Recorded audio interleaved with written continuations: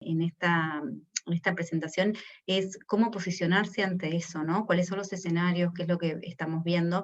La realidad es que es difícil pronosticar un poco qué es lo que va a pasar, pero sí vamos a hablar de escenarios que tienen priceados el mercado y cómo uno podría posicionarse ante eso, ¿no? Entonces, para empezar, vamos a siempre empezar por una parte macro. Bueno, recordarles antes de empezar la presentación que está todo el equipo presente. En el fondo, hoy no nos puede acompañar Samuel, que era nuestro economista, pero en general siempre participa y cualquier duda o pregunta que tengan en términos macros lo vamos a poder igual enviar preguntas y después les contestaremos por mail, ¿no? Entonces, un poco vamos a empezar.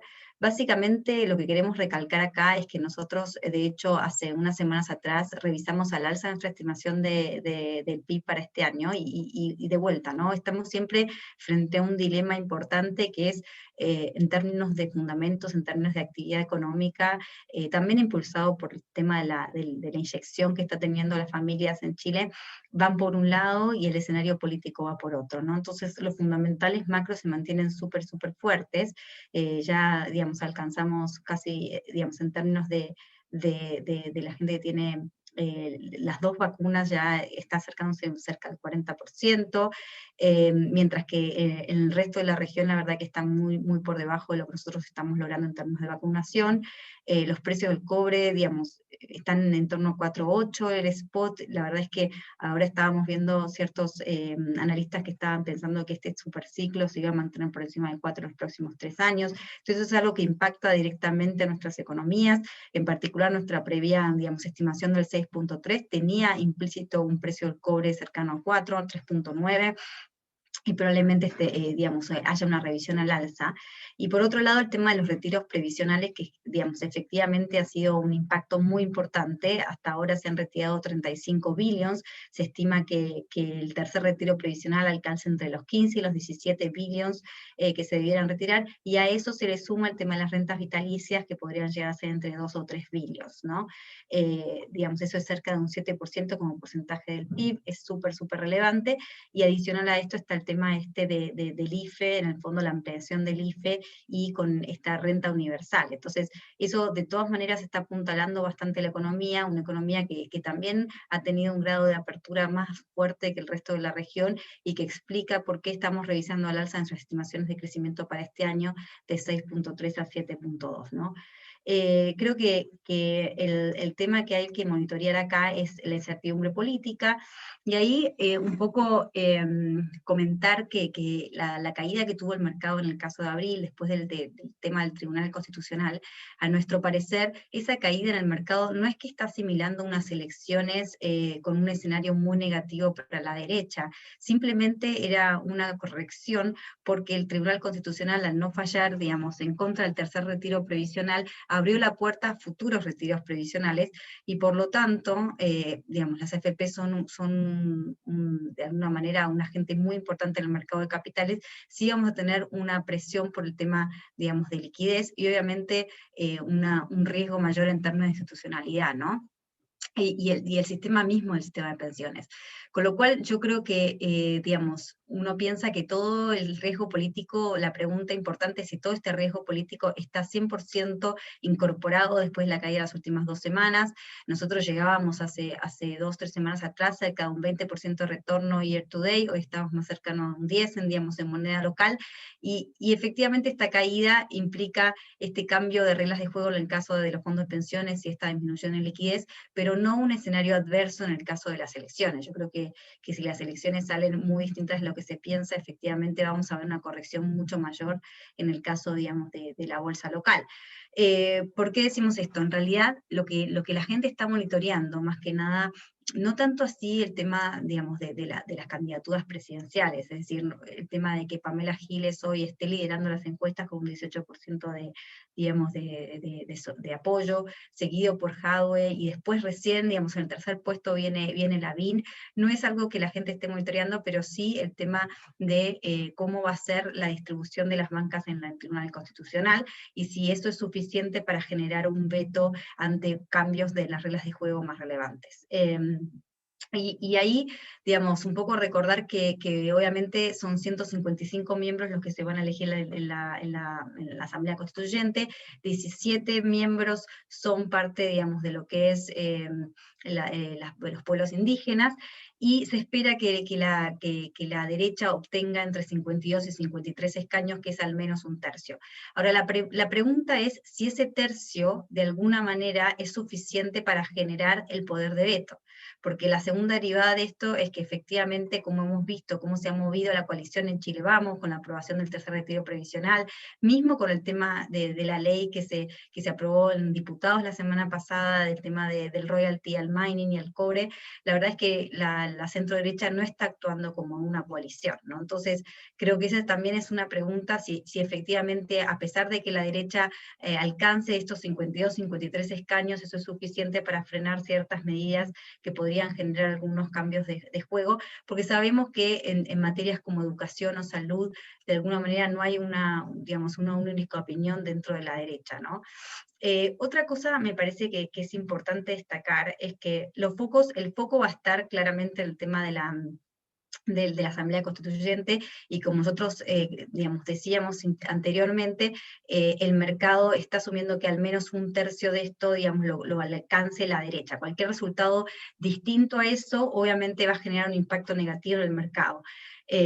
Ahora bien, también hay otras cosas que se van a mirar dentro de esta elección, y es también el nivel de participación. O sea, recordemos que 7,5 millones de personas participaron en el plebiscito, y dado un poco la situación de pandemia en el fondo, de hecho hicieron una encuesta en el CADEM donde indica que 7 de 10 personas en el fondo cree que debieran posponer un poquito más la elección para cuando esté 100% controlado el tema del COVID. Eso probablemente va a generar que haya menos participación ciudadana en las encuestas, y también le quita un poco legitimidad, digamos, al resultado, ¿no? Entonces, creo que desde ese punto de vista también es algo que hay que monitorear, y ojalá tener una mayor participación o alcanzar la participación de gente que tuvo el plebiscito, como para poder darle un poquito más de legitimidad al proceso. El punto que también me gustaría destacar es el nivel de polarización que estamos viendo en estas encuestas, digamos, y está un poco de alguna manera reflejado en la disputa presidencial. O sea, en elecciones anteriores nosotros siempre teníamos algún candidato de la DC, digamos, de centro, participando dentro de los primeros puestos o escaños de esta digamos, carrera presidencial, y ahora está compitiendo la derecha con el Partido Comunista y el Partido Humanista, que son mucho más radicales en las propuestas. Lo mismo se ha visto en Perú, en el fondo, con la elección de Keiko versus Pedro Castillo. Entonces, este nivel de polarización también genera un poco más de incertidumbre política, porque es como, o para un lado o para el otro, en el fondo, y llegar a un acuerdo en términos de las reglas de juego para el nivel de la Constitución va a ser más complicado. O sea, aún si la derecha alcanza ese tercio dentro de la Constitución, probablemente las discusiones van a ser súper arduas y va a ser muy, muy difícil llegar a un acuerdo, ¿no? Entonces, todas estas cosas lo que plantean es un escenario político incierto, que va a traspasar un poco las fronteras de mayo también, ¿no? Porque esas son las segundas derivadas de esta elección, en donde efectivamente hay mucho que todavía no se sabe, ¿no? También están las elecciones de alcaldes y concejales, en particular, ahí pusimos el gráfico de cómo había sido las elecciones en el 2016, para que lo tengamos en cuenta. A nivel de alcalde, Chile Vamos logró un 40%, a nivel de concejal un 39%. Yo creo que hay pocas encuestas respecto a eso, por la cantidad, digamos, de gente que uno, digamos, la cantidad de listas y de personajes que uno tiene que votar en estas elecciones, pero sí se va a usar los datos del 2016 como referencia, ¿no? O sea, creo que el common sense, o sea, se cree que un poco cómo se han evolucionado las discusiones en el Congreso y demás, probablemente Chile Vamos tenga unas elecciones peores que las que tuvo en el 2016, o sea, se espera un resultado inferior a estos números para estas elecciones, pero la magnitud de esta derrota en el fondo va a también tener algún impacto en el caso digamos, del mercado, ¿no? El otro tema son las elecciones de gobernadores. La verdad que en el caso de los gobernadores tampoco hay mucha visibilidad, porque es la primera vez que se hace una encuesta de este estilo, pero sí, digamos, yo creo que las encuestas de gobernadores y cómo queda un poco el mapa en términos, digamos, de distribución partidaria, junto a las elecciones primarias del 18 de julio, van a ser muy relevantes para dar algún indicio de cómo estará posicionado la derecha o Joaquín Lavín en el fondo para las elecciones presidenciales de noviembre. Entonces, el calendario es bien intenso, hay mucho por leer y mucho por entender de estas elecciones, y lo que sí sabemos es que el nivel de incertidumbre por el bajo nivel de participación y por la falta de encuestas que tenemos es mayor que en otras elecciones, ¿no? Y por la magnitud, obviamente, de lo que estamos votando también. Y este riesgo político que mencionamos anteriormente sí está teniendo un impacto en términos de los fundamentales, especialmente en el peso chileno. Si uno ve cómo ha evolucionado el cobre, digamos, y otros indicadores, digamos, mismo el ENVI, digamos, debiera interpretar lo que es el riesgo país, la verdad es que efectivamente si no tuviésemos el riesgo político, los fundamentales indicarían que el tipo de cambio debiera estar en torno a 6,50 pesos, ¿no?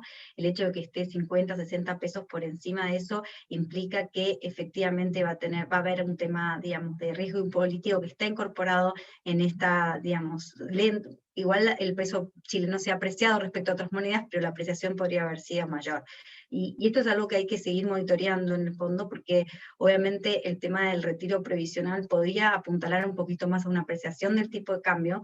Nosotros tenemos una estimación para fin de año de 6,80, pensando que el tema del riesgo político debiera normalizarse un poco cuando uno tenga el escenario más claro respecto a adelante, pero va a depender del resultado, y un cobre que se mantiene en los niveles, digamos, por encima de los 4, digamos, dólares la libra, ¿no?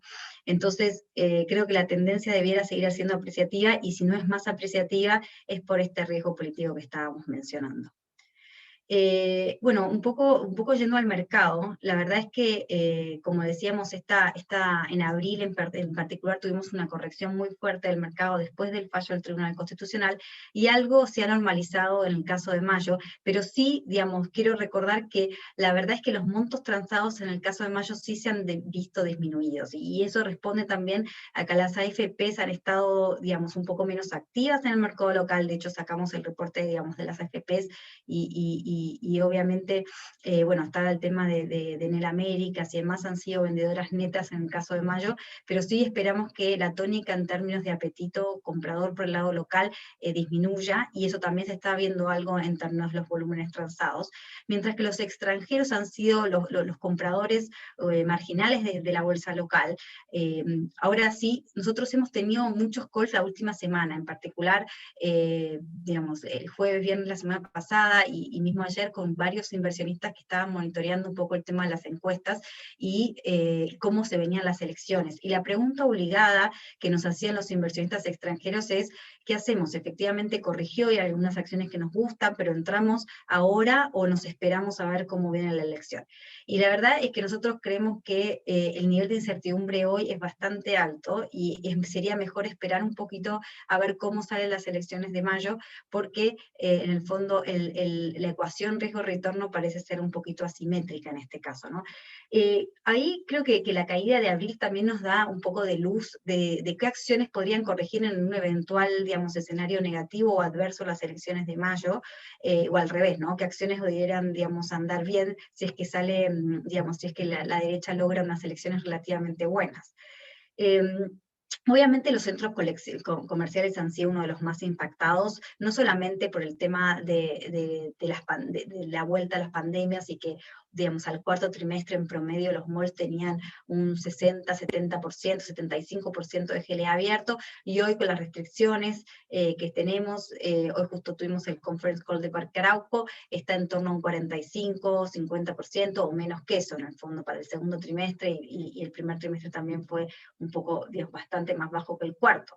Entonces, está relacionado un poco al tema de las restricciones, pero sí creo que también hay que entender que los malls, especialmente en el caso de Sencoyoc, que fue una de las que más cayó, tenía una participación muy importante de las AFPs, ¿no? Entonces, las AFPs habían sido bastante compradoras digamos, de lo que había sido especialmente Sencoyoc, desde el aumento de capital, y acciones que tenían una ponderación, un overweight muy alto, en el caso de las AFPs han sufrido un poco más. También acciones líquidas que, si bien los fundamentales digamos, no están tan relacionados con lo que pasa en el entorno político en Chile, pero en general sectores como celulosa, que tienen una ponderación variación importante en el índice, ha caído de manera relevante, sin una relación tan fuerte en el caso, digamos, de los fundamentales. Bancos también ya veíamos una corrección ya desde inicios de abril, la verdad que los bancos habían dado súper bien desde noviembre y había gente que estaba pensando en hacer toma de utilidad, y eso sumado a un sell-off que hemos visto, digamos, en la última etapa de abril, se sumó a eso y efectivamente los bancos también han corregido. Y las acciones que se han mostrado un poquito más, digamos, la verdad que CAP y Vapores siguen siendo acciones que son outliers hoy, digamos, han sido las mejores, las que han rentado mejor en lo que va del año y han mantenido esa senda positiva. En general el mundo de small cap tarda un poquito más en reaccionar, ¿no? Entonces efectivamente vemos que las small cap se han movido menos frente a esta salida de flujos, pero también destacamos algunas otras acciones que han tenido cierta tónica interesante, si hicieron el Investor Day y con Chitoro en general, creo que, digamos, acciones que tienen de alguna manera o se desacoplan un poco de lo que está viendo el riesgo político en Chile y que además tienen algún catalizador positivo, pueden andar bien. Entonces ahí vamos a dar un poquito más de luz de cuáles creemos, según el escenario político, que te sitúes, cuáles son las acciones que van a andar bien o mal, digamos, en función del resultado de las elecciones.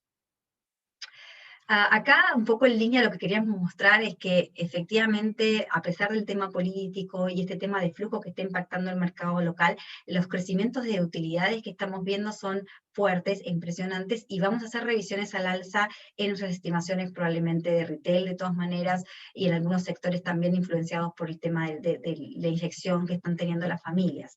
En particular, vemos que nosotros ya 2021, si uno compara las utilidades con 2019, estamos un 10% por encima de eso, cosa que hace, digamos, 6 meses atrás era impensable, hoy por hoy ya es descartado y probablemente tengamos revisiones al alza en ese número, y viendo un poco cómo viene la temporada de resultados, en línea con lo que estábamos diciendo de la mayor inyección por parte, digamos, a raíz del tercer retiro, de la IFE y demás, en el caso de las familias, lo que es retail va a tener una muy buena temporada, lo que es bancos va a tener una muy buena temporada de resultados, y siendo malls los que están siendo un poquito más castigados en términos digamos, de participación. Las forestales también, digamos, lo que es celulosa también, digamos, efectivamente el aumento en el precio de la celulosa con una base comparable muy, muy débil, también va a generar un incremento importante, pero overall vamos a tener una buena temporada de resultados, y eso se está reflejando en las compañías que ya han reportado hasta ahora, que en general hemos tenido una tónica muy positiva. No mencionamos antes el tema de retail. Yo creo que el tema de retail, como decíamos, vamos a tener una revisión al alza, hicimos los números a marzo y probablemente tengamos que sacar nuevos números actualizados post tercer retiro previsional, pero es un sector que por un lado tiene este viento a favor, por otro lado en general es un sector con mayor beta, entonces al final del día lo que creemos que en particular en el caso de retail hay que aprovechar un poquito la volatilidad para encontrar puntos de entrada interesantes, porque es un sector que a lo largo de todo el año va a seguir sorprendiendo en términos de earnings. Bueno, en términos de valuation, ¿no? ¿Cómo vamos? La verdad que esto, digamos, a pesar de la caída de la bolsa, digamos, en términos de precio-utilidad se mantiene, digamos, en línea un poco en el fondo, digamos, ya mayo empezó a recuperar un poquito la caída que habíamos tenido en abril, con lo cual efectivamente se muestra en torno a los 15 veces precio-utilidad, que sí demuestra cierto descuento respecto de la historia, y ahí la pregunta que nos han hecho un poco algunos clientes es hasta cuánto, digamos, Chile merece ese premio, ¿no? Porque efectivamente hoy por hoy, lo mismo con la corrección que tuvimos en abril, que parte se recuperó en mayo, es una de las bolsas, si recordamos, es una de las bolsas que mejor han dado, igual cerca de un 13% en dólares en el año, o sea, la corrección no logró borrar todo el buen performance que había tenido la bolsa chilena, y con todo este riesgo político, ¿cuánto de eso está incorporado al final en el premio que transa la bolsa chilena respecto a otros países? Nosotros en general vemos que los extranjeros, cuando ven un poco el panorama latinoamericano, sigue estando relativamente más optimistas que en Chile, y por eso para nosotros esta elección de la Asamblea Constituyente y lograr este tercio, o al menos un tercio, es clave para que esta visión relativamente positiva no cambie. Entonces, hasta ahora, si uno ve lo que está pasando en Colombia, lo que está pasando en Perú, mismo lo que está pasando en Brasil, efectivamente el panorama para Chile no luce tan terrible en el fondo, y creemos que va a seguir ameritando ese premio, pero estas elecciones sí marcan un turning point respecto de eso, y creo que las discusiones que se den aún post elecciones van a ser claves para ver si esta percepción de premio relativo de Chile respecto a la región sigue persistiendo en el tiempo. Bueno, y acá un poco, digamos, nos enfrentamos en un mes bien clave, en una semana bien clave y en un dilema importante, ¿no? Porque, digamos, al final la pregunta ¿es hora de comprar ahora, antes de las elecciones, de manera de poder posicionarse y, digamos, y generar un rally, digamos, si es que las elecciones salen mejor de lo que se espera? En general las encuestas asumen que este tercio va a estar, pero podría llegar a ser hasta un 35, 39% de participación, si hay algunas encuestas que sí, digamos, son más optimistas respecto a eso. A nosotros lo que nos parece, y un poco tomando las palabras que mencionamos antes sobre que los desafíos no solamente terminan en mayo, sino en cómo se va a manejar la coalición dentro de las distintas propuestas que se hagan en la Constitución, el nivel de polarización que estamos viendo, la baja participación que probablemente vamos a tener en las encuestas, en las elecciones, van a generar un ambiente de gran volatilidad que va a persistir en mayo. Entonces, nosotros vemos que en términos de riesgo-retorno, al final el mercado descuenta que este tercio va a estar. Entonces, si las elecciones salen en esta línea, no vemos un rally tan fuerte, también porque el apetito comprador se va a ver un poco disminuido, porque los fondos de pensiones van a estar afuera del mercado, porque van a tener que hacer frente a este evento de liquidez. Entonces, en el caso positivo de que las elecciones salgan en torno a lo que está esperando el mercado, no vemos un rally tan fuerte, vemos, digamos, obviamente una reacción positiva, pero no, digamos, una recuperación del 100% de lo que se perdió desde el fallo del Tribunal Constitucional.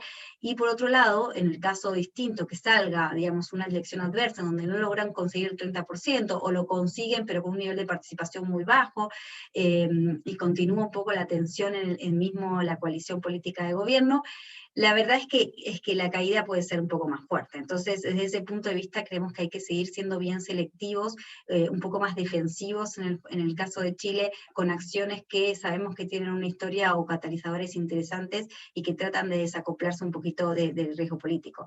O sea, ¿cuáles son las acciones que al final podrían sufrir más en el caso de una elección adversa? Ahí, obviamente, las small cap, porque hasta ahora no han tenido una corrección tan fuerte, y sí creemos que por el lado de los fondos de pensiones son contribuyentes importantes de los fondos small cap, y la tendencia de tratar de bajar un poco la exposición a acciones más ilíquidas va a continuar. Entonces podría llegar a ser acciones que estén más golpeadas. Obviamente el sector bancos, al tener un beta importante, también va a tener, digamos, alguna corrección. Dicho esto, al igual que en el caso de retail, digamos, nosotros estamos viendo un poco, porque al final lo primero que va a salir probablemente es el flujo más pasivo, digamos, los extranjeros de pronto vendiendo un poco canastas en Chile. Entonces acciones como Santander o como Falabella, que de todas maneras nos parece que los fundamentales son muy buenos, podrían corregir, y en ese caso podrían llegar a tener puntos de entrada más interesantes. Entonces nosotros sí creemos que al final en esos sectores donde los crecimientos de utilidades van a ser interesantes y fuertes este año, hay que monitorear puntos de entrada. En el caso de celulosa nos parece que la corrección fue muy fuerte y no vemos un deterioro mucho mayor a los niveles que, digamos, que estamos viendo hoy, pero sí puede haber una corrección de corto plazo por un tema más flujo. Y por el lado de Sencoshop, la verdad es que vemos que las AFPs en general siguen estando un poco más overweight Sencoshop que el resto de los malls, y por lo tanto podría ser una que le sigan pegando un poquito más. Y obviamente todos los sectores regulados, ¿no? De todo lo que es sector regulado, efectivamente va a tener un impacto mayor. Digamos, en el caso de que salga una elección adversa, ¿cuáles son las acciones más refugio que vemos? ¿Cuáles son las acciones que efectivamente no debieran caer mucho más? Entel, la verdad es que la vemos en un escenario, de verdad lo que está apreciando el mercado es un escenario muy negativo ya a nivel fundamentales, entonces no vemos mucha mayor corrección a la baja. Y también mencionar que las elecciones en Perú, que fue el gran riesgo, digamos, que vivimos el último mes, parece que han, digamos, hoy por hoy inicialmente la primera encuesta entre Pedro Castillo y Keiko Fujimori mostraba un gap entre ambos de 13 puntos. Ahora el gap está en 2 puntos, que es un error técnico. Entonces, efectivamente, el riesgo político en Perú ha disminuido. Las elecciones en Perú son en junio, el 6 de junio, con lo cual hay que esperar a junio para ver cómo se va movilizando, pero aparentemente el riesgo, digamos, en algún momento parecía inminente que Pedro Castillo iba a salir, porque la diferencia era muy alta y eso ha ido cambiando a lo largo de las últimas semanas. Andina, Conchitoro, en general Andina vemos que está muy descontada, Conchitoro también está con descuento, entonces vemos que son sectores que efectivamente digamos, ya está bastante preciado un escenario de alguna manera negativo, y por lo tanto no vemos que sea una corrección tan baja. Y en el caso de CMU y Cencosud, bueno, el CMU también es una acción que se mantuvo descontada. Sabemos que es una historia en términos de fundamentales un poco compleja por todo el escenario competitivo, pero a 109, 108 pesos por acción creemos que digamos, llegar a 100 sería, digamos, realmente difícil, ¿no? Creemos que está bastante descontada. Sonda es una compañía que también está barata, que está teniendo una tónica de resultados y una recuperación interesante, entonces creo que también puede llegar a ser una acción un poquito más refugio, y obviamente CAP, digamos, va a seguir súper fuerte porque el super ciclo de los commodities parece que llegó un poco para quedarse y está apuntalando todas las acciones del sector. En el caso de Sokimich, la verdad es que no la pusimos porque ha sido un poco más volátil y es menos claro cuál es el driver. Creo que ha seguido mucho más las tendencias de las compañías de litio. Hay algo de ruido por el lado de este royalty en mining. Nosotros hicimos ahí, Diego va a comentar un poquito más en detalle cuál podría llegar a ser el impacto en el target price, en el fondo, si es que se da efectivamente y si se aprueba esa ley, pero sí decir que igual va a estar muy linkeada a las expectativas en términos del precio del litio, ¿no? Y si siguen al alza, probablemente la acción también debiera andar bien. Bueno, esto es un poco, digamos, la verdad es que en términos de nuestra estrategia, de pronto pasando, bueno, iba a pasar un poquito a la cartera, pero la verdad es que nosotros creo que el sector de retail en particular es un sector que nos sigue gustando. Creo que Falabella reporta hoy en la noche y ahí vamos a ahondar un poquito más, pero creemos que es una compañía que va a dar sorpresas positivas, y por el lado de Cencosud la historia fundamental sigue siendo sólida. Entonces, si bien la volatilidad podría generar, especialmente en Falabella, que es una acción más líquida y más extranjera, digamos, que es más, digamos, en general los extranjeros son los que tienen, digamos, más Falabella. Si los extranjeros salen a vender ante una eventual elección de mayo negativa, probablemente le peguen, pero eso para mí sería un punto de entrada interesante para el papel. De vuelta al tema de celulosa, corrigió por un tema de flujo, los fundamentales siguen súper buenos, y creemos que más allá del flujo puntual que puede verse o la volatilidad puntual entre estas elecciones, sí creemos que están en un momento interesante por el lado de punto de inflexión en los precios, y por lo tanto es un sector que nos sigue gustando. Como les decía, Entel está muy descontada y nos parece que está muy barata. Santander, después de la corrección que tuvo desde fines de marzo, también es una acción que está descontada, y al final por el lado, digamos, de las small cap, bueno, SMSAM reportó el viernes, reportó muy bien. De vuelta, es un segmento que de pronto no quisiésemos tener tanta participación porque creemos que puede tener algo de impacto negativo por las elecciones y por la menor, digamos, liquidez en el mercado, pero las historias fundamentales siguen siendo buenas. Dicho esto, lo que quiero decir es que nosotros al final tenemos una cartera recomendada de 10 papeles, ¿no? Entonces, obviamente, uno acercándose a las elecciones, tratamos de ponernos un poquito más defensivos o no, pero hay ciertos papeles que ya nos muestran un punto de entrada, digamos, interesante, y no es una cartera de trade donde vamos a tener una acción por 2 semanas y volverla a sacar. En el fondo, hay que tener un poco de estómago para, de alguna manera, si se da una especie de sell-off, digamos, poder aguantar esas historias que debieran recuperar post. La tónica no es negativa, no es que nosotros creemos que las elecciones van a salir mal, en el fondo. El escenario base es que probablemente la derecha salga un poco disminuida en las elecciones de alcalde y concejales, y con una participación de al menos 1/3. Ese es el escenario base que nosotros tenemos. El problema que vemos es que hay una asimetría, que si sale ese escenario base, probablemente la bolsa descanse un poco, se relaje, pero tampoco va a haber un rally impresionante porque los riesgos políticos van a continuar, y en el caso de que pase lo contrario, contrario, ahí sí vemos una corrección más fuerte. Entonces, al final, lo que nos pasa un poco es esa simetría que vemos entre un caso y el otro, pero el escenario base sigue siendo que probablemente la derecha consiga, digamos, este piso que es necesario para poder generar este poder de veto dentro de la Asamblea Constituyente. Bueno, acá queremos pasar un poquito más al detalle de los sectores, así que ahí lo voy a dejar a Daniel comentar un poquito por el lado de bancos y después volvemos conmigo en la parte de retail.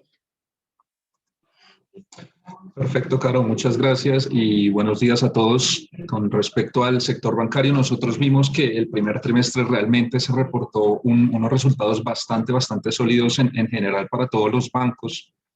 E incluso vimos que BCI reportó el mejor trimestre en su historia, Itaú Corbanca reportó el mejor trimestre desde que se hizo la fusión entre Itaú Chile y Corbanca. Y estos buenos resultados en el primer trimestre se vieron explicados básicamente por dos componentes que queremos destacar. El primero de ellos fue la mayor inflación, como vimos al comienzo de la presentación y Caro nos estuvo comentando, pues la inflación al primer trimestre igualmente se vio presionada al alza por base y por otros componentes. Realmente tuvo un efecto bastante positivo en los resultados del banco, ya que se benefician de mayores inflaciones. Y el segundo componente fueron las menores provisiones. Durante el 2020, estos bancos estuvieron muy activos haciendo provisiones adicionales para responder al deterioro de cartera que se pudiera presentar en los siguientes trimestres. Lo que sucede es que directamente el comportamiento de pago ha estado bastante positivo en los diferentes segmentos, tanto comercial como el retail. El comportamiento de pago ha estado bastante positivo. Esto explicado realmente, qué pena, Cara, en la anterior, por las medidas que tomaba el gobierno, los retiros de los fondos de pensiones, y por eso en la gráfica arriba a la izquierda vemos que en estos 3 meses los resultados estuvieron muy por encima del promedio que se estuvo reportando desde que comenzó la crisis del COVID-19. Ahora, con este último punto que estaba comentando de las provisiones, los modelos de riesgo al interior de los bancos les siguen arrojando poquitas provisiones y por eso nosotros lo que vamos a ver es que el costo de crédito, que en el 2020 estuvo realmente alto, ahora va a estar más presionado a la baja.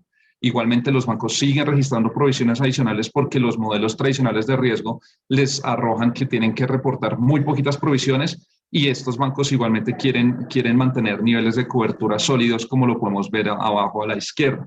Acá quisiera destacar también otro punto que no veníamos mencionando mucho en los anteriores webinars, y es con respecto al comportamiento que ha tenido el programa de FOGAPE Reactiva, el cual ha estado bastante activo en los últimos meses. De hecho, a la fecha de mayo 5, la industria bancaria ha desembolsado 4.3 mil millones de dólares, y acá es relevante para destacar varios puntos. Uno, estos desembolsos que ha tenido el segundo programa ya representa casi el 30% de la primera ola. La primera ola se desembolsó casi por encima de 14 mil millones de dólares, siendo uno de los mejores programas de la región andina, junto con el de Perú. Y acá para destacar es el comportamiento de la participación que ha tenido bancos líderes como por ejemplo Banco de Chile. Banco de Chile fue muy activo en la primera y en la segunda ola. Lo que nos sorprende es en esta segunda ola que alcanza incluso participaciones del 26%, muy por encima de la participación que tiene normalmente en el mercado, alrededor del 18 y 19%. ¿Y por qué queremos destacar este punto? Al comienzo de febrero, que fue cuando se mencionaron las condiciones de este programa, que iba a tener una mayor tasa, más beneficio para los bancos, que también se iba a poder utilizar estos recursos para iniciativas de inversión. Los bancos en ese momento mencionaban que este programa podría no tener mucho apetito, que podría no crecer mucho, pero a medida que los meses fueron pasando, lo que vimos fue todo lo contrario y más viendo también la participación de estos bancos. Entonces, ¿qué es importante acá? Pues que podemos ver sorpresas en alza en crecimientos de cartera. A comienzos del año mencionaban que el crecimiento de cartera podía estar alrededor del 5%, 6%. Con este comportamiento del FOGAP incluso podría estar más arriba, alrededor del 8%, 9%, considerando también que en un escenario de reactivación económica, los bancos podrían buscar mucha más exposición a segmentos más riesgosos como la cartera de consumo. Sin embargo, con todas las medidas de liquidez, los bancos sí han sido muy enfáticos afirmando que el apetito por estos productos del sector de consumo han estado bajos. La gente tiene mucha liquidez y no ve necesidades de endeudarse, al menos en el corto plazo. Con todo esto mencionado de los resultados sólidos y demás, es de destacar las rentabilidades que han alcanzado directamente los bancos en este comienzo del año. Lo que nosotros vamos a ver para este 2021 es una recuperación bastante fuerte en términos de rentabilidad, y lo que es para destacar es que incluso podríamos estar viendo rentabilidades cercanas a los niveles de prepandemia, algo que en la región no estaríamos viendo este año, sino más hacia 2022-2023, lo cual es muy importante para destacar, porque lo que nos dice es que los fundamentales para el sector bancario siguen siendo bastante sólidos. Si quieres podemos seguir, Caro. Y con estos comentarios de que los fundamentales son bastante sólidos, cuando vemos la caída reciente en el mercado, como estuvo mencionando Caro, lo que nosotros vemos son puntos de entrada atractivos otra vez en estos bancos principales. Por eso nosotros mantenemos a Banco Santander y BCI en nuestra cartera.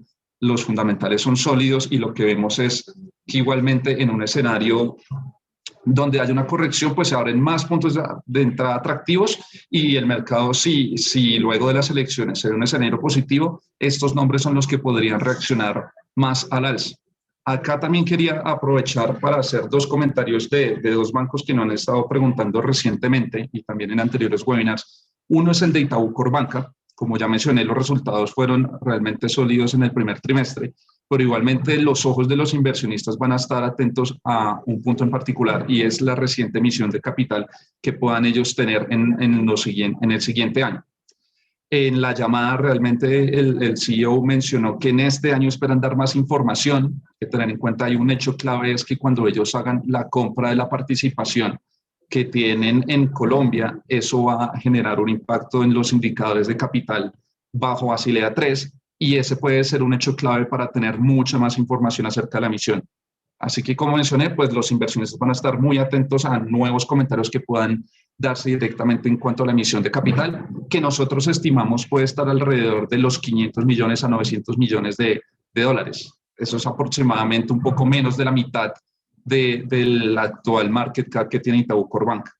Y el segundo comentario es con respecto a Grupo Security, y teniendo en cuenta la reciente ley de retiro de rentas vitalicias. Cuando nosotros conversamos con la compañía, ellos han mencionado, incluso se ven tranquilos con respecto a esta ley, porque lo que ellos mencionan es que los agarran en un momento de liquidez que está sólido, tienen bastante liquidez y pueden responder rápidamente a las necesidades que los clientes vayan a retirar las rentas vitalicias. Incluso en el escenario más ácido que ellos tienen, ellos esperan que se retiren alrededor de 115.000 millones o alrededor de 3.9 millones de UEFs. Y para eso realmente tienen la caja, y en caso del escenario más ácido, tienen otros instrumentos como deuda para responder directamente a esta demanda de los clientes. Acá hay que tener en cuenta que cuando se haga ese retiro de rentas vitalicias, no va a afectar el patrimonio de la compañía, sino va a ser un golpe directamente a la cuenta de las reservas técnicas que tenga directamente el cliente, que es la responsabilidad de la aseguradora con el cliente. Y entonces el efecto final es que el pensionado va a verse reducido su pensión, y pues eso se va a ajustar directamente en el tiempo. Entonces acá el mensaje general es que ellos, la ley los pega directamente en un momento donde la liquidez es sólida, y por eso pueden estar tranquilos. Pero igualmente ellos sí son muy enfáticos diciendo que no están de acuerdo con este tipo de iniciativas, porque directamente la renta vitalicia es un contrato entre privados, y pues estaría afectando, se estaría abriendo la puerta a que haya futuros retiros, que sí podría ser un escenario bastante negativo para Grupo Security. Con eso cerramos el segmento de financiero y podemos continuar, Caro. Gracias. Gracias, Daniel. Bueno, yendo un poco al tema de Cencosud, ¿no? Y al final del día entender por qué Cencosud ha corregido un poquito más que Falabella, a pesar de, digamos, especialmente en el último tiempo, a pesar de que efectivamente en términos de noticias, Cencosud había anunciado este programa de buyback. En el fondo, si hemos dicho las últimas 2 semanas, Cencosud corrigió cerca de un 9%, mientras Falabella lo hizo solamente un 2%. Y nosotros en webinars anteriores habíamos mencionado justamente el tema de que en general Cencosud, digamos, era un overweight importante en las carteras de los fondos de pensiones, sigue siendo, digamos, un overweight importante, y ya hemos visto cómo en términos, digamos, del mes de abril, los fondos de pensiones habían sido vendedores netos de la posición un poquito en Cencosud. No es que la historia no guste, simplemente al final del día también ellos hacen un poco de hacer allocation, necesitan tener, digamos, obviamente un poco lugar al tema de liquidez y creemos que eso obedece un poquito al porqué. En términos de tónica de resultados, efectivamente sí vemos que nosotros dentro del escenario, acá planteamos un escenario como caso, digamos, bull and bear case, en el sentido de que nuestras estimaciones todavía no tenían incorporado el retiro del 10%, y quisimos ver un escenario positivo, especialmente moderando un poco 2022, porque 2021, un poquito pensando en este tema de los ahorros previsionales y el tercer retiro, y mismo la renta universal, sí vamos a ver un escenario positivo, digamos, más allá de que digamos, las elecciones sean a favor o en contra, creo que en términos de expectativas el 2021 está un poco definido por este tema del retiro previsional y de la inyección de liquidez, pero pensando en un escenario 2022 en donde probablemente digamos, la tónica en términos de inversiones sí se va a ver, digamos, y en términos de creación de empleo sí se va a ver de alguna manera dictaminada por lo que pase en este año eleccionario, ¿no?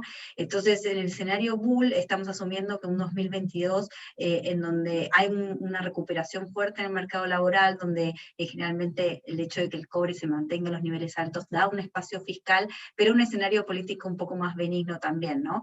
Creo que desde ese punto de vista, y si uno compara, digamos, en el caso de Falabella y en el caso de Cencosud, la verdad es que hay que entender que Falabella tiene una exposición del 70% en Chile, ¿no? Entonces, digamos, y lo que está pasando a nivel monedas en la región, en particular con la apreciación del peso chileno y la depreciación del resto de las monedas latinoamericanas, impacta un poco los resultados, entonces hace que, digamos, en términos de medidos en pesos chilenos, efectivamente tengas un resultado, un deterioro mayor en el caso de Cencosud, porque la apreciación del peso chileno te pega bien, te pega mal en el fondo las operaciones que tenés afuera, y Cencosud tiene cerca de un 25% del EBITDA que viene de Argentina y de Brasil, independientemente de que en moneda local probablemente tengan buenas tónicas, ¿no? Y Falabella en particular está muy orientada a negocios que tocan de manera sistemática todo lo que es relacionado a consumo, o sea, no solamente vas a tener la recuperación por el lado de los malls, sino que también tenés un crecimiento exponencial en el caso de Home Improvement, que, digamos, Home Improvement representa cerca de un 34% en el caso del EBITDA, mientras que en el caso de Cencosud representa un 20%. Entonces, estos crecimientos exponenciales benefician un poco a Falabella, y por eso vemos que en términos de tónica de resultados esperamos un crecimiento muy fuerte este año en EBITDA para Falabella.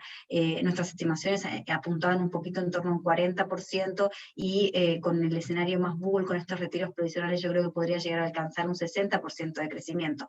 Esto hace que, si bien la historia, digamos, fundamental de Cencosud sea interesante y es una acción que nos siga gustando, sí reconocemos que el momentum en términos de earnings y de noticias que van a venir por crecimiento de utilidades y de EBITDA en Falabella vaya a ser bastante más relevante, ¿no? Nosotros tenemos a Falabella en la cartera, de hecho la subimos de ponderación un poquito este mes, y creemos que en particular hoy reporta, podría reaccionar positivamente. Nosotros tenemos una estimación para este trimestre de cerca de 295.000 millones de pesos en EBITDA, y el consenso está un poco por debajo, en 275.000, entonces si se da ese escenario, vemos que Falabella va a tener un buen performance, especialmente por resultado, dependiendo un poco que pase a nivel flujos, elecciones, eso podría corregir, pero de todas maneras a lo que va el resto del año, sí vemos que Falabella va a tener una tónica muy positiva, ¿no? Y un poquito pensando en términos de Ripley, que la verdad es que también nos han preguntado mucho, la verdad es que en el caso de Ripley, me fui un poquito más, bueno, una exposición muy fuerte a Perú, como decíamos, tiene un 36% de EBITDA en torno a Perú, entonces claramente lo que está pasando a nivel de elecciones en Perú le ha impactado, y también, como decíamos, el tema de la depreciación del peso peruano versus una apreciación fuerte del peso chileno hace que en esta tónica de resultados en particular, Ripley va a ser el que va a tener una caída en términos de EBITDA, mientras que el resto va a mostrar un crecimiento fuerte. Como le decíamos, muy apuntalado por el caso de Falabella, en el caso de Cencosud también va a ser un buen resultado, crecimiento de doble dígito en EBITDA, pero digamos, se va a quedar un poquito por debajo debajo de lo que estamos viendo en Falabella. Entonces, creemos que Ripley está bastante descontada y que las acciones están, digamos, claramente han sido laggers en relativos a Falabella y a Cencosud, pero va a estar un poquito sujeto a esto, ¿no? Al riesgo de Perú y a una tónica de resultados que probablemente no sea un gran catalizador. En una eventual normalización del riesgo político y en donde efectivamente veamos el retail volviendo a ralliar, yo creo que sí, digamos, podría llegar a ser un escenario interesante para Ripley, pero en este escenario de volatilidad y con unos resultados que probablemente no sean tan buenos, este trimestre preferimos jugarle un poquito más a Falabella y en segunda medida Cencosud en el caso de la tónica más de trade de resultados, ¿no? Bueno, ahí lo dejo a Andrew hablar un poquito de lo que ha pasado en Utilities.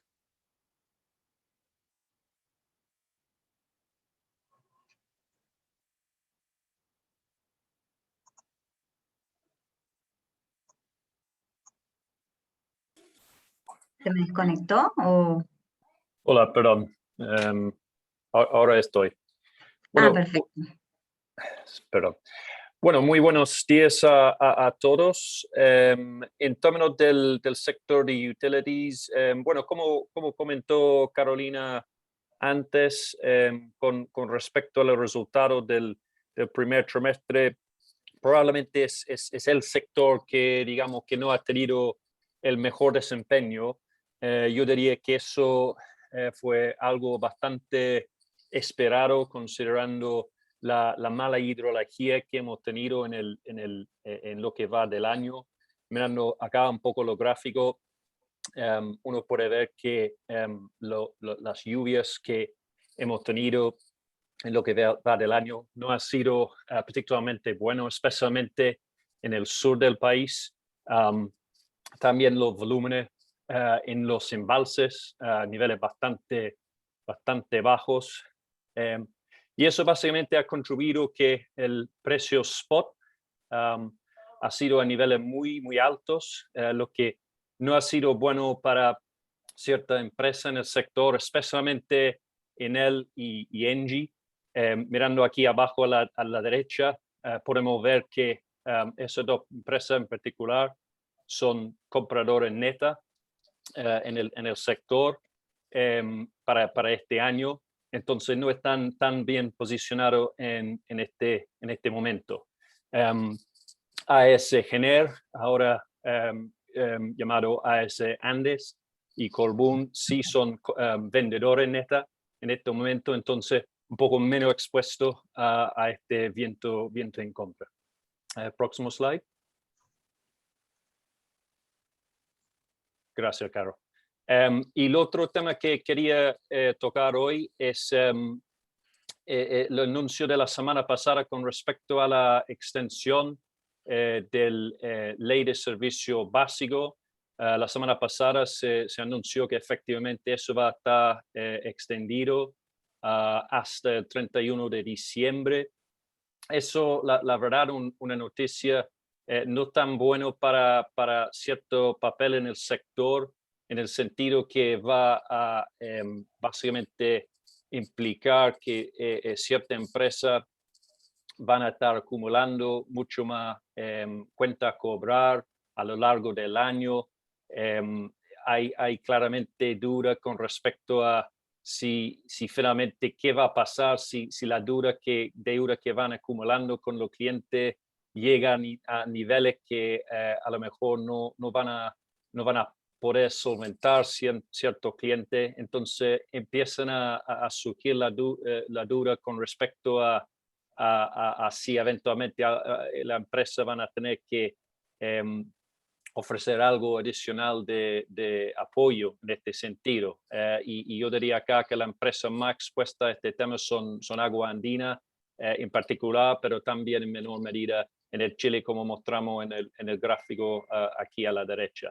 La empresa en el sector que hoy en día está menos expuesta a los vientos en contra de lo que he hablado, yo diría es AS Gener, o ahora como digo AS Andes, que no tiene tanta exposición a los precios spot, a la mala hidrología, no tiene exposición a este tema de la extensión de ley de servicio básico, no corte de servicio.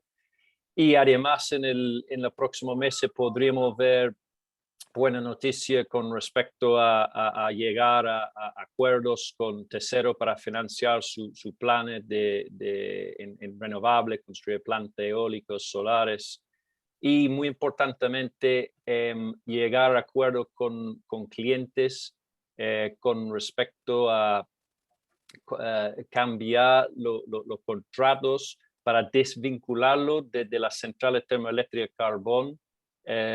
Y eso en los ojos del inversionista va a crear cada vez más la impresión que es una empresa que no depende tanto de termoeléctrica de carbón hacia adelante, y además mantendrían la relación que tienen con este cliente clave, que son empresas como SQM, Tech y también Codelco. Entonces, ojo con este tipo de noticias, yo creo que podrían ser positivos para la acción de AES Andes. Eso por mi parte en el sector utilities.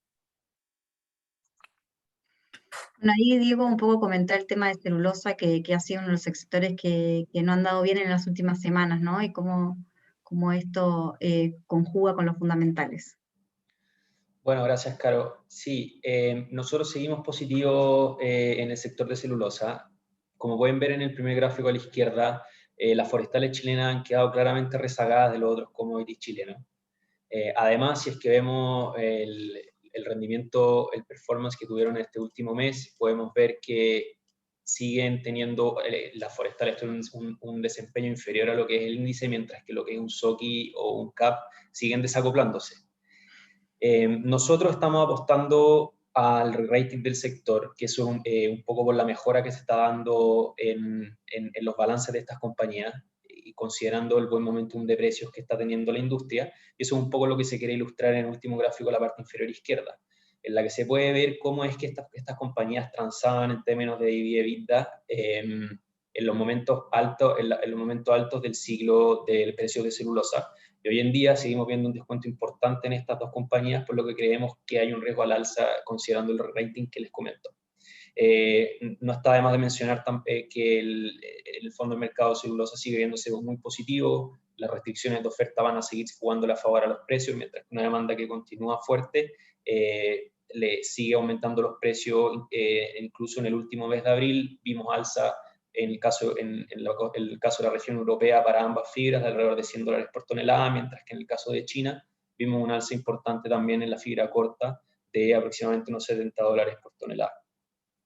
Por último, también creemos que en el caso incluso particular de CMPC puede ser una buena apuesta defensiva considerando el alto riesgo social y político que tenemos hoy en día en Chile y su baja claramente exposición al índice.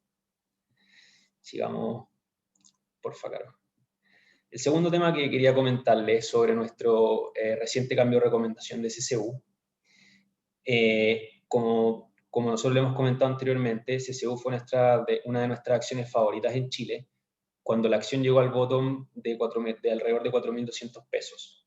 En esos momentos, haciendo un ejercicio un poco de suma de parte, entendiendo qué es lo que estaba apareciendo en el mercado, incluso nosotros considerando un cero valor para Argentina, estábamos viendo un de-rating importante en los activos en Chile, que hoy día a los precios actuales no se justifica, que es un poco lo que estábamos viendo, que hoy día, lo que quiero decir es que hoy día los precios actuales creemos que ese de-rating ya no se está manifestando y que creemos que la acción está bastante fair. Y eso es un poco lo que queremos mostrar en el primer gráfico en la parte superior izquierda, que es que nuestro call de valuation creemos que ya pagó. Además, hemos visto que CCU durante el año ha sido el claro outperformer en relación con las otras bebidas. Y por último, quería destacarles también los recientes resultados que publicó la compañía, que fue el momento en que nosotros hicimos el cambio de recomendación. Y queremos dejar en claro que esto no tiene que ver un poco con eso, sino que la compañía mostró buenos resultados, mostró buenos volúmenes, incluso mostró un alza en crecimiento de precios promedio, sobre todo en Chile. Pero el principal driver de resultados del trimestre fue una mejora importante en el gasto sobre venta. Y eso es lo que se quiere mostrar en el último gráfico, tratar de poder mostrar que nosotros reconocemos que hay una mejora en términos de eficiencia de la compañía, sin embargo creemos que la magnitud de este nivel de mejoras, considerando la naturaleza de este negocio, de un fuerte gasto en marketing, que al final es como se diferencian un poco también estas compañías, no es sustentable en el tiempo. Cerrar esta slide comentándoles nuestra actual preferencia relativa en el sector de bebidas. En primer lugar, nosotros estamos prefiriendo Andina, un poco porque vemos un upside importante sobre todo a la operación en Chile, dado el acuerdo que tiene con AB InBev. En segundo lugar, estamos prefiriendo hoy día Conchitoro. Creemos que, Caro comentó un poco al principio, un poco los comentarios que se hicieron en el Investor Day fueron bastante positivos, y se reveló también algo que tenía preocupado a los inversionistas, que era el tema del costo de la uva y cómo las lluvias que tuvimos en la zona central a principios de año pueden impactar en el costo del vino. La verdad es que la compañía comentó que la vendimia venía muy buena, con un volumen bastante por encima de lo que ellos esperaban, si mal no recuerdo, un 20% por sobre. Pero, sin embargo, creemos que el escenario macro que está enfrentando la compañía no va a ser suficiente para poder sobrepasar en el fondo el efecto positivo de la uva. Se lo va a comer este efecto macro, que es lo que tuvimos un peso chileno muy depreciado en la primera parte del año pasado. Y por último, tema que les quería comentar. Caro, la siguiente, por favor.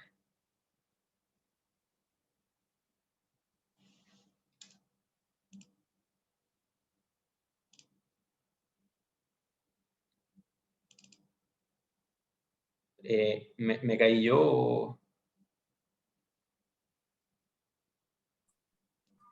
No, cayó la presentación, sí. Sí. Perfecto. Bueno, sigamos. Independiente de la presentación, el último tema que les quería comentar era sobre el tema del royalty que se está discutiendo hoy día. Este es un tema que ha sido, la verdad es que ha sido bastante polémico, y a grandes rasgos voy a hacer una breve pincelada un poco en lo que consiste esta propuesta de ley. Hoy por hoy la propuesta establece un 3% a las ventas del cobre, pero con tasas marginales que están alcanzando hasta alrededor de un 75%, cuando el precio del cobre alcanza alrededor de $5 la libra, por sobre los $5 la libra. El proyecto, y acá es un poco la parte engorrosa del tema, también incluye el litio, considerando, sin hacer distinción de las diferencias importantes que existen entre ambos mercados. ¿Por qué ha sido polémico? Porque por un lado tenemos a la oposición intentando de apurar este proyecto con el pretexto de poder ayudar a las familias impactadas por la pandemia. Sin embargo, esto no hace mucho sentido al considerar que la minería en Chile goza de un beneficio de invariabilidad tributaria hasta el 2023. Entonces tenemos por otro lado al gobierno tratando de sacar una contraoferta para tratar de mejorar la propuesta actual, y que además el proyecto de ley que ahora pasa al Senado va a ser modificado por ellos. Lamentablemente, a pesar de la inconstitucionalidad de este proyecto, es bastante claro que el escenario político es súper complicado, por lo que se necesita bastante valor para poder rechazar esta propuesta. Y además, si consideramos el último fallo del Tribunal Constitucional en relación sobre el tercer retiro, tampoco le juega muy a favor desde el punto de vista del rechazo. Bueno, la pregunta entonces, ¿cómo le afecta esto al litio? Y en particular acá es que, como les decía, es un poco enredado, pero hay una cláusula que lo que nos pudiese llegar a decir que indica lo siguiente, que en el fondo entendamos que hoy día el acuerdo que tiene Soquimich con la Corfo en el Salar de Atacama implica también estas tasas marginales de impuestos progresivos, y que mínimo Soquimich hoy día siempre va a pagar de un 6,8% de las ventas para arriba, llegando hasta un 40% cuando el precio del litio está por sobre los $2.000 la tonelada. Pero lo que indicaría preliminarmente, como les comento, ¿y por qué destaco preliminarmente? Porque incluso hablando de la compañía, ellos tampoco tienen claro en qué puede llegar a terminar este proyecto de ley. Soquimich no tendría que pagar en el fondo este impuesto adicional, dado que ellos están pagando por sobre lo que ya se estaría grabando. Como les decía, al hablar con la compañía pudimos hacer un escenario un poco más realista y entender que de cierta manera qué ocurriría en el caso que se agravara adicionalmente con un impuesto de un 3% a las ventas en el Salar de Atacama, y eso afectaría más o menos nuestro precio objetivo en un orden de entre un 5 y un 7% a la baja. bueno, la sensibilidad ahí la pueden ver un poco poniéndose en escenarios más ácidos, cómo afectaría un royalty adicional a lo que ya está pagando, Sokimich con el acuerdo en la Corfo. ¿Por qué este escenario y por qué pensar que este escenario es posible? Esto es debido a que un poco el espíritu de la ley es grabar adicionalmente a lo que ya se estaba grabando, por lo tanto es razonable pensar que el proyecto de ley puede mutar de muchas formas de aquí a lo que se viene, y en el fondo hay que estar atentos y estar monitoreando un poco el desenlace en lo que va a terminar esta nueva propuesta.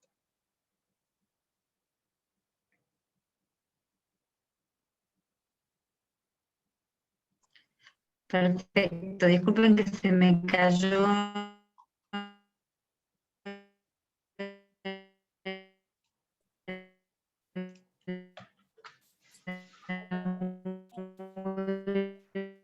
No, Carolina, no se escucha muy bien.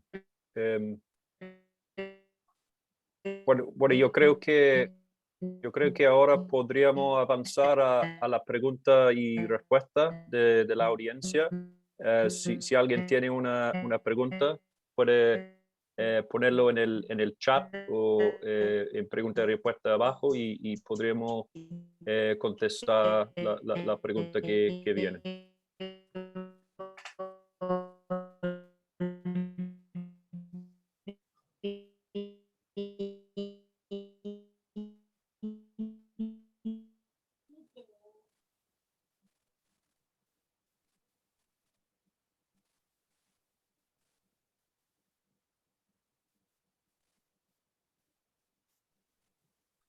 Ahí la primera pregunta en el chat de Francisco. Me gustaría saber a qué se ha debido o quiénes son los vendedores de Andina. No sé si Diego puede contestar esto. Sí, claro. Sí, bueno, la verdad es que desconozco quiénes han sido los fuertes vendedores de Andina. O sea, hemos visto venta por parte de los institucionales locales en relación un poco a los reportes de fondos mutuos que hemos sacado en los últimos meses. También se ha visto venta por parte de la AFP, pero ¿qué es lo que pudiese estar el mercado castigando hoy en día? La respuesta es compleja. A mi parecer, yo pudiese decir que se tiene un susto importante a la conversión a la depreciación del real, por lo tanto que te impacta bastante negativo en la conversión al CLP, y eso la verdad es que te come bastante valor. En cambio, el mercado puede estar premiando otras bebidas que hoy por hoy tienen una mayor exposición a Chile, como lo puede ser un CCU, que tiene una exposición de alrededor de un cercano a un 80% del EBITDA, mientras que en el caso de Andina podemos tener una diversificación mucho más de un 40 en Chile y el restante un 30 en Brasil, que te puede estar impactando fuerte ahí, sin considerar obviamente Argentina y Paraguay, que vendría siendo el restante, que como decía, te come mucho valor a nivel de margen la conversión al CLP, y puede haber un poco una sobrereacción por ese sentido. Además, también puede haber un susto importante por el nuevo acuerdo que alcanzó Andina con Heineken en Brasil, que en el fondo hay marcas importantes, Heineken y Amstel, que eran principales en el portafolio de marcas de cerveza que se vendían en Brasil, salen de este portafolio, pero en beneficio de que se pueden agregar también nuevas cervezas, y que se pueden agregar nuevas cervezas que incluso, dado que pueden ser de producción propia, pueden darles mayor margen. El problema acá es que existe una incertidumbre importante de cuánto va a ser el mercado que pueden llegar a perder.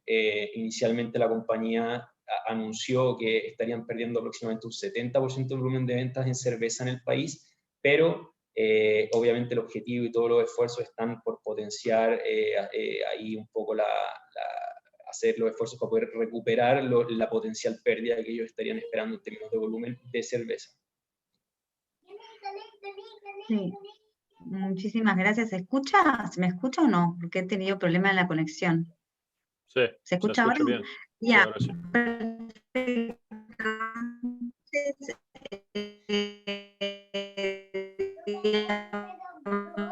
Yo quería terminar un poco comentando la cartera. La verdad que en los últimos meses hemos tenido un rendimiento superior al índice, de vuelta a la conexión estable. Carolina.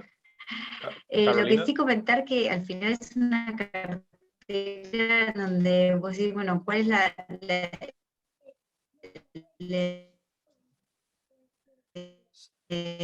cómo está posicionado frente a estas elecciones, ¿no? Como decía, es muy difícil.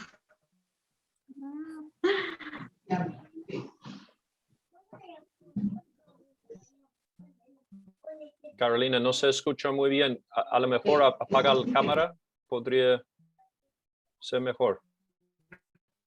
Ya, a ver. No se escucha, ¿no? ¿Sí se escucha? Ahora sí. ¿Se me escucha o no? Sí, ahora sí. No se escucha.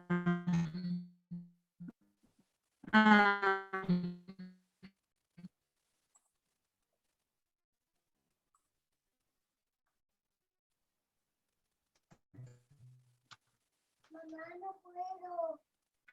Eh,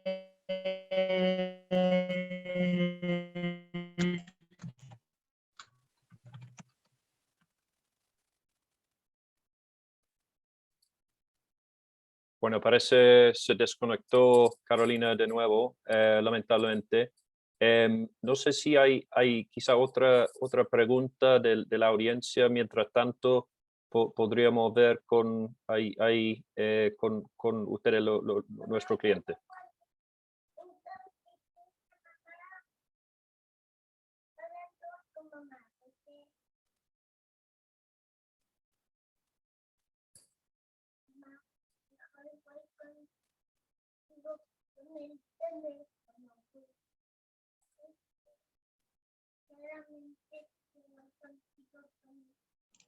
Ahí hay una pregunta de ILC. Bueno, la verdad es que nosotros, ILC desde un punto de vista fundamental, siempre nos ha gustado. Creemos que esta acción está extremadamente descontada. Igual hace sentido, acá le pega mucho el ruido político y creemos que igual la acción se va a quedar bastante pegada por un tiempo. Sin embargo, estamos viendo un poco por cómo se han dado los retiros de fondos, que se ha creado una liberación importante del encaje de la compañía. Entonces nosotros veíamos un potencial dividendo extraordinario como un catalizador para la acción.